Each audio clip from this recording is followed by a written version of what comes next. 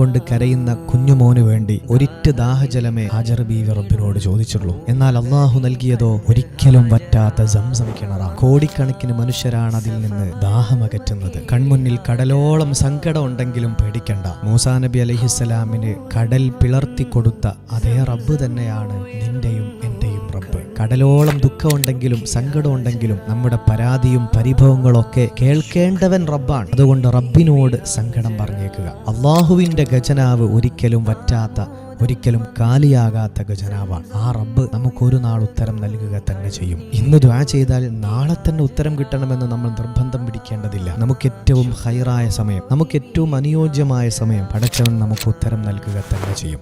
ജബലുകൾ നിറഞ്ഞിടും പൂവിലെത്തി Hajara, ജന്നാത്തിൻ Nari Hajara.